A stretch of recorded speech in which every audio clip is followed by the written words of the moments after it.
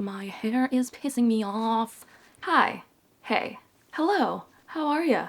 And welcome back to my channel. Today I wanted to go through every single book that I read in 2023 before we get too far into January. I ended up reading 67 books last year, and that is a personal best for me. I've never read that many books in a year. So I'm really proud of myself and I'm really excited to go through them all with you, especially because I've only had this channel since like October. So there's so many books that I've read this year that I haven't gotten to talk about, and I'm really excited to get to do that today. Starting off strong, the first book that I read last year was Daisy Darker by Alice Feeney. I gave this book 4 stars. It's a fun, cozy little murder mystery. I realize that cozy and murder shouldn't really go in the same sentence, but if you read mysteries, you totally know what I'm talking about. I didn't super love the ending of this book, which is why I gave it 4 stars instead of 5, but the journey up until the end was pretty enjoyable, and I would say that I recommend it. The second book that I read last year was The Book of Gothel.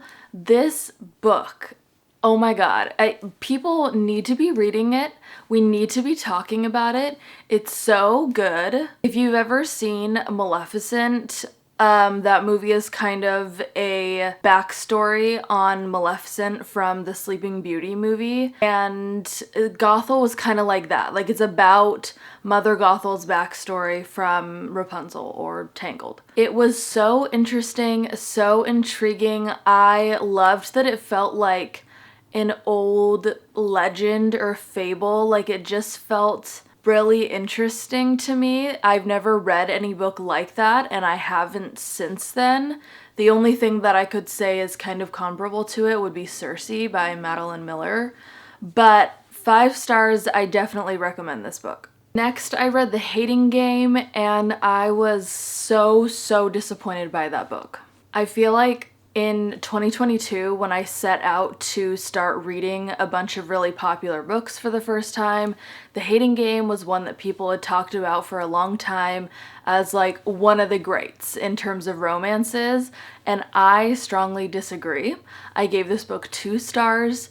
I thought that the female main character was so unbelievably weird and quirky. She was not relatable or likable, in my opinion. She just really bugged me. I really liked the male main character, but other than that, I didn't like this book. I wouldn't recommend it. Then I read the first Thursday Murder Club book. I can't say enough good things about this series. I absolutely love it. It's about 4 elderly people that live in a retirement home in the UK, and they solve murders. It's adorable. I love the writing. I think that all of the storylines that get woven together are done so well. It's super intricate and fast-paced and engaging and hilarious, and some of them even made me cry. So I would recommend this series, no doubt. 5 stars. After that, I read the second book in the Thursday Murder Club series, The Man Who Died Twice. I thought this one was just as good as the first, and spoiler alert, I gave every single book in this series 5 stars.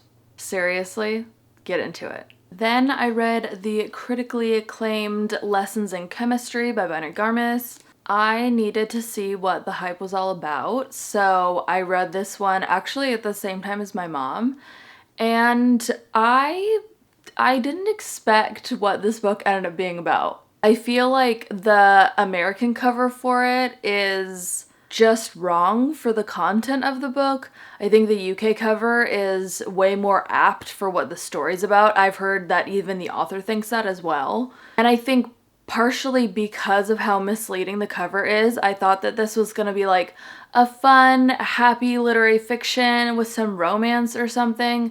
It's very sad. It's triggering, and I don't know that I'd totally recommend it. It's kind of an odd book. It is an interesting story, but I can't say that I have any desire to read it again, and I don't know whether or not I would recommend it to somebody else. I did give it 4 stars, but upon second thought, I maybe would give it 3 at this point, Not because the writing is bad, but just because I feel like that wasn't for me. Like, I didn't totally love that.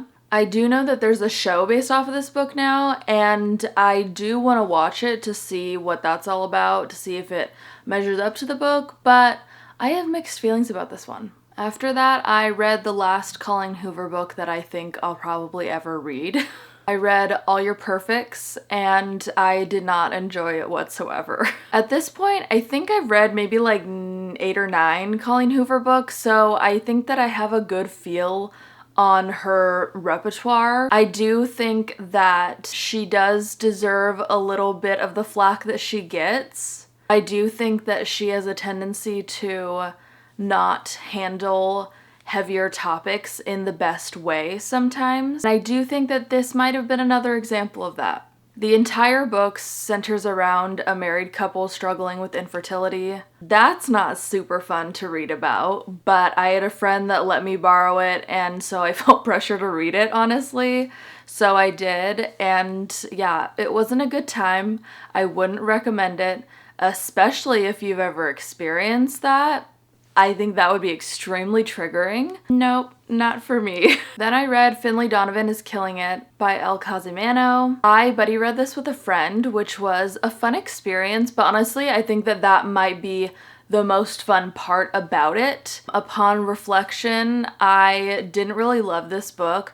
I did give it 4 stars, but I think I would probably go back and give it 3 at this point because it just felt like there were too many things that were bugging me and weren't keeping me super duper intrigued. It is like a fun mystery, but then there's also a romance subplot, and normally I love a good romance subplot, but it's like a romance subplot that's actually a love triangle, and I don't like either of the guys, so it just felt really annoying to me, and I just kind of wanted to be done with it as soon as possible. So yeah, there's that one. Oh my gosh, just kidding. In between All Your Perfects and Finlay Donovan is Killing It, I read the 3rd Thursday Murder Club book, The Bullet That Missed, and gave this 5 stars. You already know, I love this series.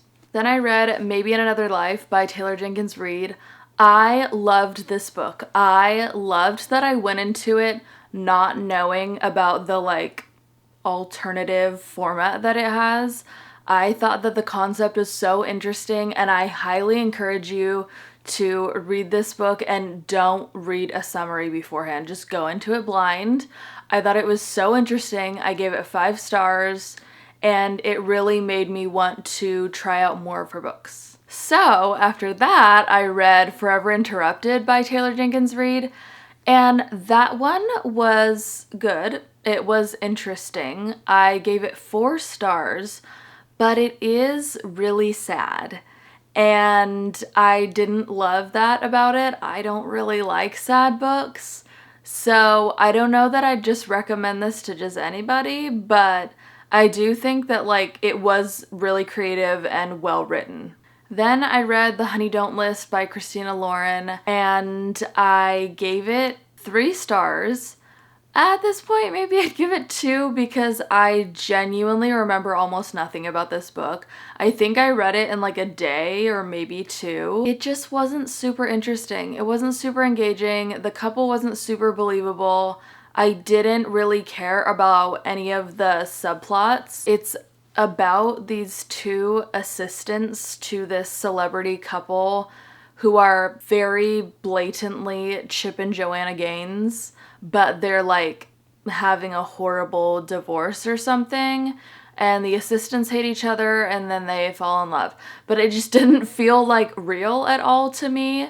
And at this point, I don't know that I like Christina Lauren's writing. I don't know that it's my favorite. And I'll talk about that a little bit later because I did read another book by them this year, but yeah, I'd skip this one, honestly.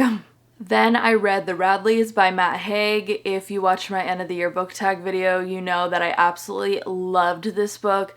It's so good. It's about a family of British vampires, and the parents are trying to figure out how best to parent their teenage vampire children. I can't even describe why I love it so much, but I think about it constantly and I would definitely read it again. 5 stars. Then I read It Happened One Summer by Tessa Bailey. I really liked this book. I was a little bit surprised because the female main character is like an influencer, super high maintenance type girly, and normally that would really bug me in a romance, but I really liked it and I loved how different her personality was compared to the male main character's personality. I feel like in this situation, to me, opposites attract like really worked for them, and I love the like ways that they change throughout the book and how they like build their life together. It's so cute. I would definitely read this one again. 5 stars. Then I read Happy Place by Emily Henry. Oh my gosh, I would venture to say that I think this might be my favorite Emily Henry book she's written so far. It was an easy 5 stars immediately. I loved it so much. I love that this one has a little bit more of an ensemble cast. Like, it's definitely got like the main couple, but it also has so many other characters that you like genuinely care about. I absolutely cannot wait to buy this when it comes out on paperback in March. I just love it so much and I can't wait to read it again. After that, I read Dear America, Notes of an Undocumented Citizen by Jose Antonio Vargas. This is a nonfiction. Josh and I read it with our friends for a book club that we were doing, and I highly, highly recommend this. I gave this 5 stars. I think it's super important for anybody to read that really lacks knowledge on the process of becoming a US citizen. I feel like I gained so much important knowledge by reading this book, and I would highly recommend it to anybody else that feels like they're a little bit uneducated on the whole system that anyone has to go through that wants to become a citizen. After that, I read Finlay Donovan Knocks 'Em Dead by Elle Cosimano. This is the second book in the series, and this is the book that made me decide I don't want to continue on with the series. I know there's at least a 3rd book and then maybe a spinoff, or I don't know if that's like the 4th book in the series. I just know there are 2 more. I will not be reading them. I don't find the story interesting enough to spend that much more time on it personally. I gave this one 3 stars. It's not absolutely horrible, it's just not for me. I don't think it's compelling enough. Then I read Hook, Line, and Sinker by Tessa Bailey. I was super excited to read this one after reading It Happened One Summer because this is a companion novel to that book. It's about the main girl in It Happened One Summer, Piper's sister Hannah, and the main guy in It Happened One Summer is his best friend. So I was super excited to read it. I don't think it was awful by any means. I think I gave it 4 stars, but it definitely was not on the same level as It Happened One Summer. Part of me felt like it felt a little bit more forced. Like the romance just didn't feel like as natural as it did between the couple in the first book, but it was still good. And as far as I know, there aren't going to be any more books in that series, so I finished it, whatever. Then I read the first Throne of Glass book. I started Throne of Glass with Throne of Glass, not Assassin's Blade, but honestly, if you haven't read that series, I would suggest starting with Assassin's Blade because it is important. I do think that you need to read it, but because it's a prequel, I think that stopping at any point in the series to go back and read that feels a little bit annoying and counterintuitive because you just want to find out what happens next, but then you have to go back in time first, and that's just a little frustrating. So I ended up actually reading that one third. I started with Throne of Glass, and I absolutely loved it. Do I think it's the best book in the series at this point? No. I do think that they do just keep getting better and better. I'm currently still working on the tandem read, and then I'll have Kingdom of Ash after that. But all the ones that I've read so far, I definitely think you can see Sarah J. Maas's growth in her writing style as you go along through the series. So if you read Throne of Glass and you're like, oh, this is a little bit cheesy, also remember that she started writing the series when she was 16. So I would say give it a go because this series is seriously so good. Then I read Everyone in My Family Has Killed Someone by Benjamin Stevenson. I wanted to like this book. I did. I had a friend that really loved it and recommended it to me, and so I was super excited to read it. The title is so intriguing, right? But I ended up only giving it 2 stars because I think that it's honestly really cringe. I feel bad saying that, but I think that it was trying to do this like self-aware fourth wall breakage, and I just think that for me at least, it didn't hit the way that I think the author wanted it to. When you start the book out, there's this whole list of cliches that happen in mystery novels, and it essentially says that this book isn't going to contain any of those because those are essentially cop-outs. But then by the time I got to the end of the book, what actually ended up happening to me felt like it was like adjacent to one of the cop-outs from that original list. So I didn't like that. Okay, so sorry, I don't know what happened, I got confused again. But I did read No Matter the Wreckage by Sarah Kay before Throne of Glass. This is a book of poems. It is my absolute favorite poetry book. I read it every year. I think at this point I've read it 5 or 6 times. I will read it again this year. I love it so much. I highly suggest that you check out her work. She mainly does spoken word poetry and it's all on YouTube, but I always give this 5 stars. It's so good. Then I read Meet Me at the Lake by Carly Fortune. I was super excited to read this book because I read Every Summer After by Carly Fortune last year, and I was super stoked that she was coming out with a new release. I feel like a lot of people don't like this book, but I really did. I don't think it's perfect by any means. I give it 4 stars, and I do wonder why Carly Fortune feels the need to include some form of cheating trope in her books. I really hope that she doesn't do that in the next one because I'm getting tired of it.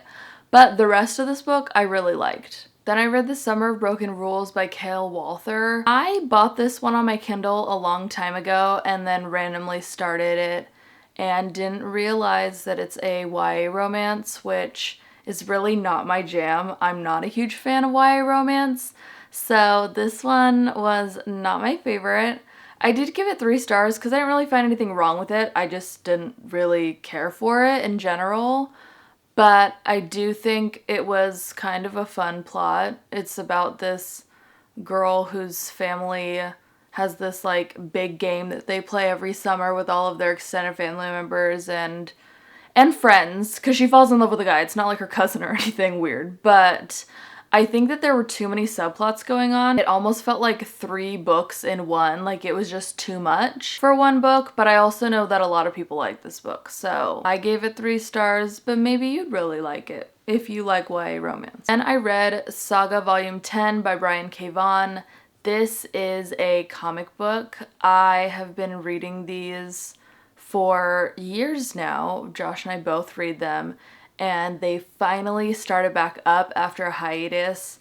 So they came out with volume 10 and we finally got our hands on that. I gave it 4 stars because it does feel a little bit like it lost a little bit of its magic. The first 9 volumes came out like one after another, and then there's this huge hiatus where they took multiple years off, and something really big happens at the end of volume 9. And so it was a little bit sad to like see the aftermath of that in volume 10, but I'll definitely read volume 11 because I want to know what happens next. Then I read The 7 Husbands of Evelyn Hugo by Taylor Jenkins Reid. I was super excited to read it because I feel like it's super hyped up. Everyone has been talking about this book for years, but I only gave it 3 stars. I do think that the plot was interesting in theory, but it does need to go through each one of her 7 husbands and what happened to end each of those marriages. And some of them kind of felt like the same. So it felt repetitive and I didn't love that. The like twist at the end is interesting, but it just wasn't my favorite overall, and I don't really think it deserves the hype that it gets. But that's just me. Then I read Crown of Midnight by Sarah J. Maas. This is the second book after Throne of Glass. And this one was amazing. It was so good. 5 stars for sure. The ending, don't even talk. Like, that was, what a cliffhanger, honestly. And you know what was so frustrating is that after that cliffhanger, when I just wanted to start Heir of Fire and see what was going to happen next, I couldn't, because I had to go back and read the Assassin's Blade. That's why I'm saying don't do that. Like, read Assassin's Blade first so you can essentially kind of just like get out of the way and you don't have to do what I did, because I wouldn't recommend it. It wasn't fun. Then I read One Italian Summer, and I wish that I hadn't. I gave it 1 star. The only good thing about it, in my opinion, was the setting, because it's set in Italy during the summer. And of course, that's absolutely beautiful. But I think that the plot was absolute trash. I don't think that the main character was likable whatsoever. There is time travel and it doesn't make any sense. There's no explanation for why the time travel happens, and none of the characters care about that. It just happens, and it feels like really bad writing, in my opinion. I had heard that it wasn't great before I read it, decided to read it anyway. I should have listened, because I think that was kind of a waste of my time. Then I read Love Theoretically by Ali Hazelwood, and oh my gosh, amazing. I'm so glad that I got to read this amazing book right after One Italian Summer, because it restored my faith in the romance genre. I gave it 5 stars. There isn't an Ali Hazelwood book that I haven't given 5 stars, because I love her and her writing so much. If you tell me that you think all of her books are the same, I don't want to talk about it, okay? I get that they're similar because they're all about women in STEM, but Miss Ali Hazelwood is about to branch out this year, and I'm very excited to see that. However, if she only wrote STEM romances for the rest of time, I would read them all. I don't care. I love them. I love them so much. I loved Elsie and Jack. Jack is so good. He's so good. Would I say that this is my favorite of the books she's written? No, it's so hard to choose. Like choosing your favorite child. But if I had to pick one, I think that Love Hypothesis would be my favorite, just because that's the first one that I read. So it's like nostalgic too. But this is pretty much just as good, and so is Love on the Brain. Then I read Love in Other Words by Christina Lauren. I know that this is a widely loved book. I gave it 4 stars, but at this point, I think I would go back and give it 3, because there is something that happens in this book that I didn't think too much about. I was just like, that's kind of weird. And then I read some Goodreads comments about it, and I was like, okay, actually, that's not cool. That's not cool. I don't think that that topic was handled super well. I think that it was just brushed aside, and I don't think that that would have happened if this thing that happened to this male character had happened to a woman. I think it would be completely opposite, and I think that that's sexist. I don't like that. So I would lower it to 3 stars.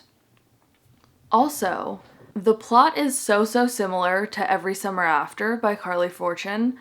I know that Love in Other Words came out first, so if anybody's copying anybody, it would be Carly Fortune. However, I read Every Summer After first, so reading Love in Other Words just felt like, oh, this is a less good version of that. So if I had to pick one to recommend, I would recommend Every Summer After, but I know a lot of people don't feel that way. That's just me though. Then I read From the Jump by Lacey Walden. I gave this 3 stars. I think that the plot was really forgettable. There wasn't anything particularly wrong with it. I just didn't really like it. I thought it was kind of boring, and I didn't really care about the couple. But I read that. Next, I read The Paris Apartment by Lucy Foley, and ooh, that was so good. That was so good. Last year, I read The Guest List by her, and I think that this one is probably just as good. I do think I like The Guest List a little bit more because the setting is really interesting, but this one is basically just as intricate and so wild. Like the ending, it gets wild. It's about this woman, she's kind of like down on her luck. She goes to visit her brother. He has an apartment in Paris and he's not there. And so then she spends the next couple days trying to figure out where he is, talking to the other people that live in the apartment building, and it just gets weirder and weirder. And I think that that was just so well written. I would definitely suggest it, 5 stars. After that, I read The Writing Retreat. I gave this one 4 stars. I do think that the plot was interesting, but it was not what I was expecting. And that kind of bummed me out a little bit, which is hard because it's like sometimes you just have expectations for a book that are so subconscious, and then when you realize that that book hasn't met your expectations, you're disappointed, and that has nothing to do with what the author has written. So that's frustrating for an author to hear, probably. But I didn't love it. I do think it was pretty well written. It just went in a direction that I wasn't expecting. Then I read The Hunting Party by Lucy Foley. I gave that one 4 stars just because I think compared to The Guest List and The Paris Apartment, it is 3rd place for me, but I do think that that was really good, and I would suggest that and possibly read it again. Then I read The Assassin's Blade by Sarah J Maas. I think that this book was such a great prequel. I don't think that it needed to be cut up into 5 different novellas necessarily. I think maybe you could just put it like part 1, part 2, you know what I mean? Like, I think that felt a little bit choppy to have it formatted that way, but I do think it was really good, really engaging, not a throwaway. I do think it's important, especially because at this point, I'm reading Tower of Dawn and there's a character that you meet in The Assassin's Blade that isn't talked about again until Tower of Dawn. So I think it's important. I think it's really good, and I gave it 5 stars. Then I read Wish You Were Here by Renee Carlino. Before We Were Strangers by Renee Carlino is honestly one of my favorite books ever. I love that book so much. I want to reread it this year. I can't wait to. I think that it's so magical and it just like feels nostalgic. I've also read Swear on This Life by Renee Carlino, and I really didn't like that one. That one was like a 2-star book for me. So I was very interested to see what this one would be all about. Goodreads says that I give it 4 stars. I would probably go back and give it 3 because this book felt like 2 books smashed into one. And one of those books I really liked. The other one I didn't care for at all. Like, this book made me absolutely sob because there are very sad things that happen, and some of the moments are just like so touching and well written. And then other parts of it just feel like, what are we doing? What's going on? Why is this happening? I don't care. So I wouldn't recommend this book, to be honest, and I'd probably get rid of it. Then I read I'm Glad My Mom Died by Jennette McCurdy. If you can rate a memoir, I would give it 5 stars. I think it's super well written, but it was super uncomfortable to read. So painful and triggering, and I didn't like the process of reading it, but I do think that it was an important read to be able to understand just like a little sliver of what child actors have to go through. But yeah, there was a lot in that was really hard to read. So I recommend it, but also just know that going into it. After that, I read Heir of Fire by Sarah J Maas, and I was super stoked to get into this one because, like I said, there's a cliffhanger at the end of Crown of Midnight. However, I do feel like the first maybe like 50% of this book is kind of slow. They're introducing a couple new characters, and in the beginning, you don't care about them at all. And it feels like a struggle to get through those chapters because of that, because you're just like, who are you? Why do I need to know about what's going on with you? I want to go back to the main character that I know and love. So that's a little rough. I gave it 5 stars, but maybe I'd give it 4 because of that, because that was hard and that made me take a lot longer to read it. But once you get past that like 50% mark and you do start to care about those characters, it's so good and the ending is so good. After that, I read Queen of Shadows, the next one after Heir of Fire in the Throne of Glass series, and that one amazing. Amazing. Such a good book.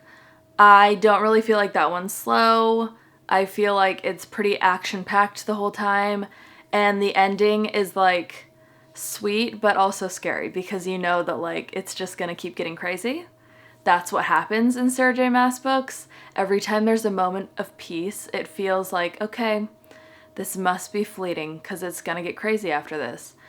And it does. So that one was great, 5 stars. Then I read Fourth Wing by Rebecca Yarros. I felt like I was the last person on earth to read this book. I know I wasn't, but I just felt late to the party. So when I read this, I was super stoked. I ate it up. I loved it so much. I gave it 5 stars. Upon reflection and post-reading Iron Flame, I don't know that it's worthy of 5 stars. The writing is not the best. It's kind of cringe, but I do love the main couple so much. And reading about dragons, that was fun. I like the setting as well in the first book. So I would still say that I like this one better than Iron Flame. But do I think it's worthy of 5 stars? Maybe not. After that, I read The Last Devil to Die, which is the 4th book in the Thursday Murder Club series. And let me tell you, I don't know if I've ever cried that hard reading a book. Like, actual sobbing snot everywhere. It was bad. So good. So good though. 5 stars to every single book in that series. I would highly recommend it. Yeah, read it. Read it. Then I read What You Gonna Do by Avery Flynn. If you've watched any of my other videos, you probably know that I absolutely hate this book. I think the cover is absolutely adorable, but that's the only good thing about it. I gave it 1 star. I think that this might be always at the bottom of my tier list of which romance books, but I don't know. We'll have to see as I continue to read them. This one was truly atrocious though. I do not recommend it.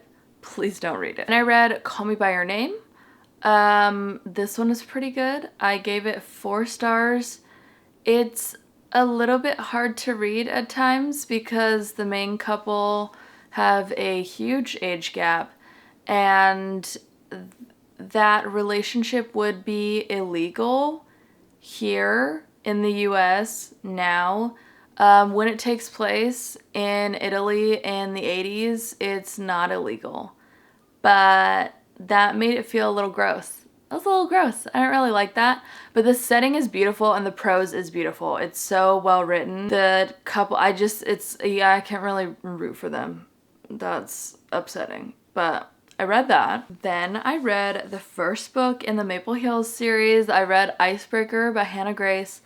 And let me tell you, I love this book so much. I gave it 5 stars. I would read it again. I actually just got finished reading Wildfire, so be on the lookout for my review of that at the end of the month. But I am obsessed with this series.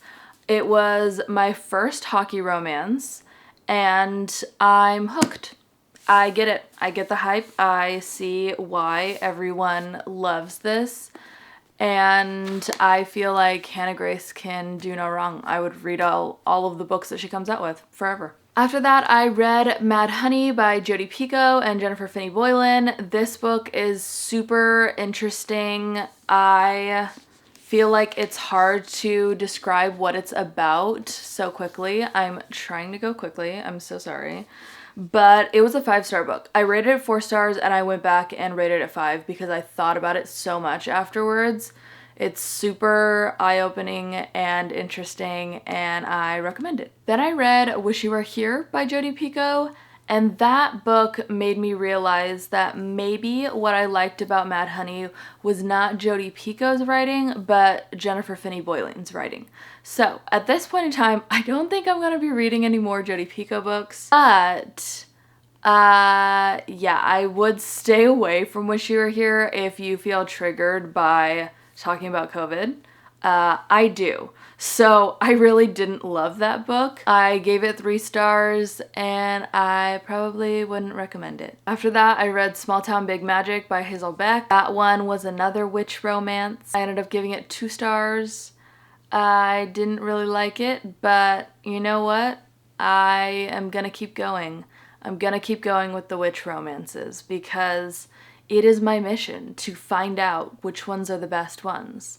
I know that this one is the first in a series. I will not be continuing the series. I didn't like it enough. Yeah, 2 stars. And I read Halloween Party by Agatha Christie. This book is what inspired A Hunting in Venice. It's a movie that came out this year.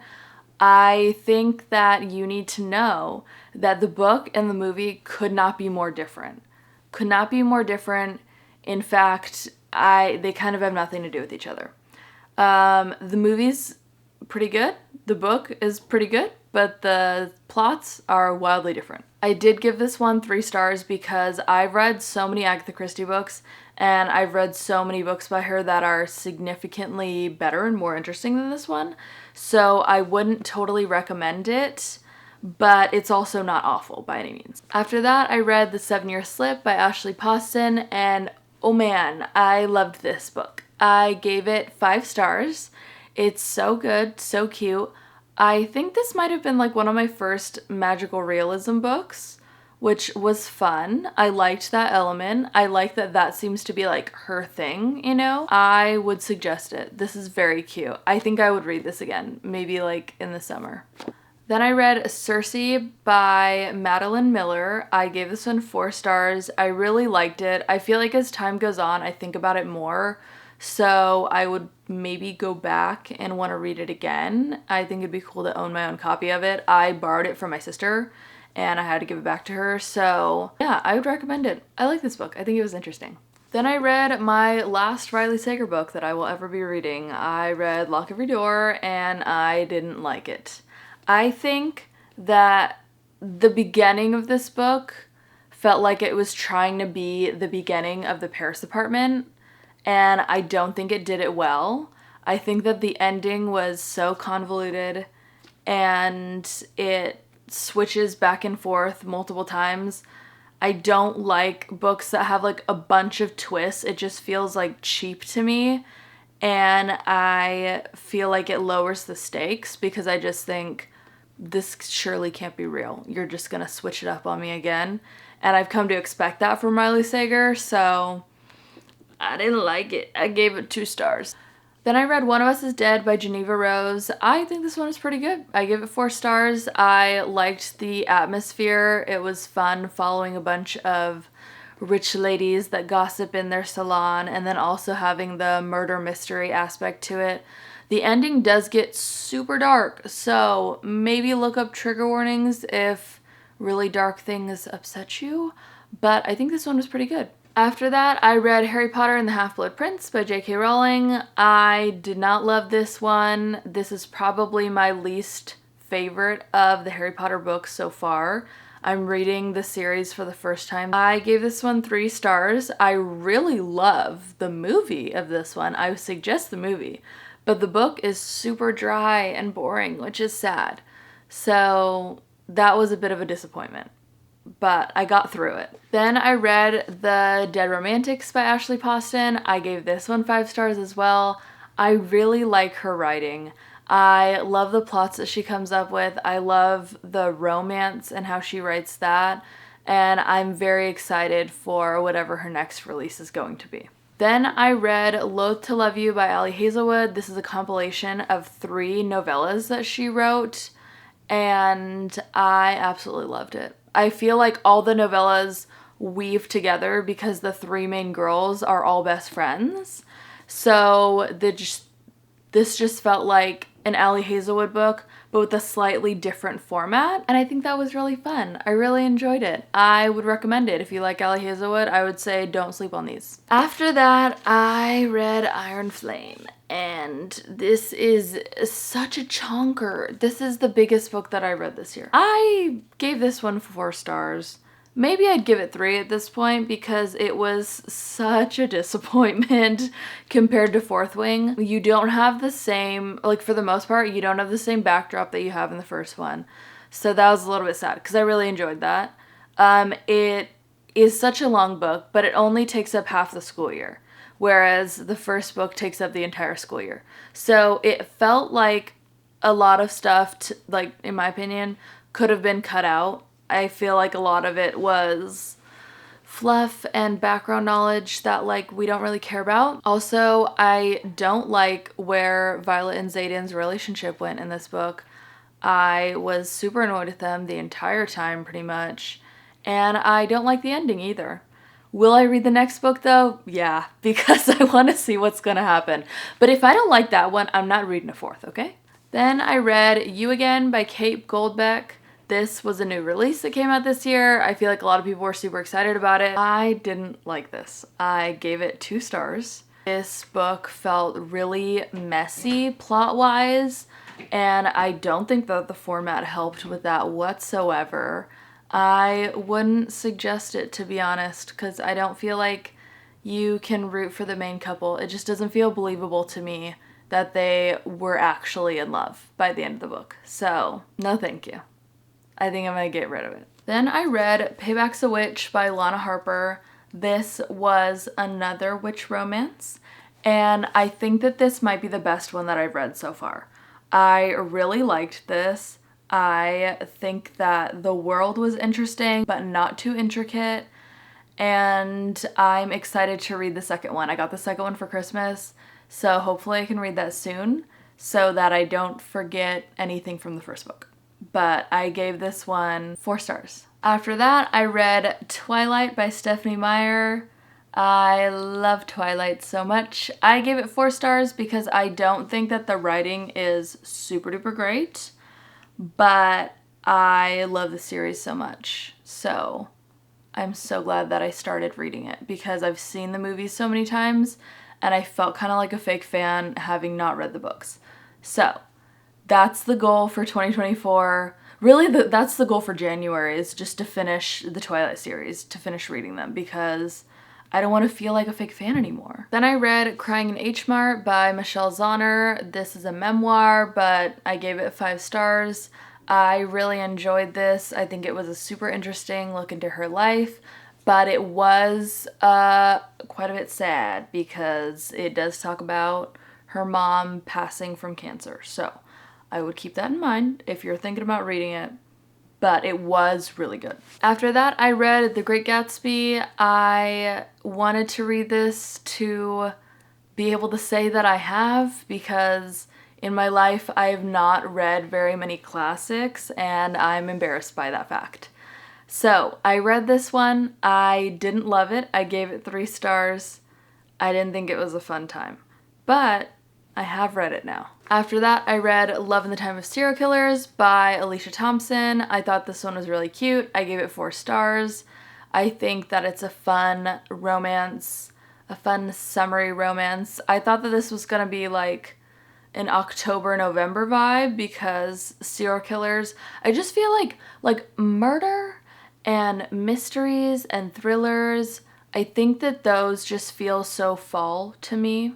I don't know if anybody else feels that way, but so that's what I thought this was gonna be. It's not, it's definitely a summery book, so read this in the summer if you want to read it. Then I read A Holly Jolly Ever After by Julie Murphy and Sierra Simone.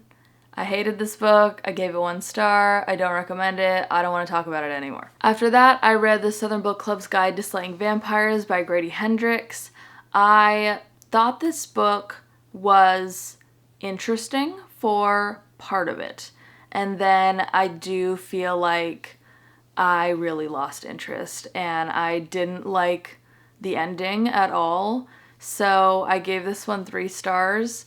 I think that maybe somebody else would really like it, but it just wasn't for me. After that, I read In My Dreams I Hold a Knife by Ashley Winstead.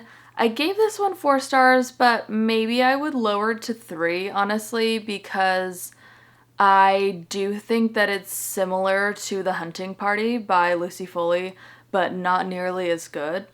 So I wouldn't really recommend it because I'd recommend The Hunting Party instead. So I just felt like it's kind of forgettable. I don't know that I'm gonna be able to remember what it's about this time next year, so I think that's a sign. Then I read All Adults Here by Emma Straub, and I only gave it 3 stars, which made me really sad because I like Emma Straub a lot.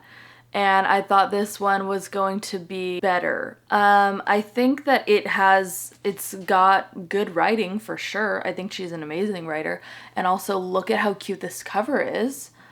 But I just think it wasn't for me. I gave it 3 stars because that's what I give books when I don't think they're for me, but they're not necessarily bad.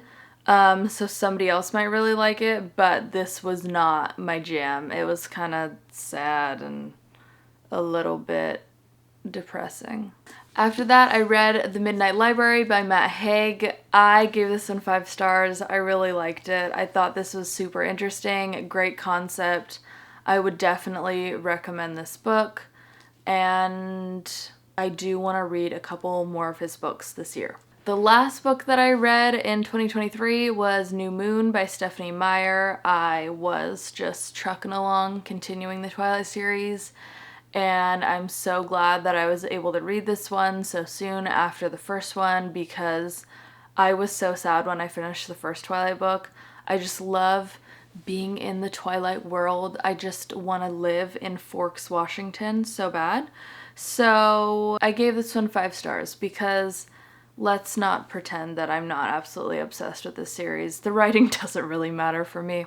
It's just great. So a great way to end off the year. Those are all 67 books that I read this year.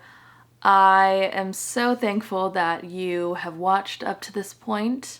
I hope you enjoyed this video. If you did, you can give it a like. If you want to see more videos like this, you can subscribe. I'm hoping that I can read as much, if not more, books this year. And how fun would that be for you to be able to hear me talk about all of them? So, all of my links for any of my social media accounts are in the description, and I will see you next time. Bye! I did it! My mouth is so dry.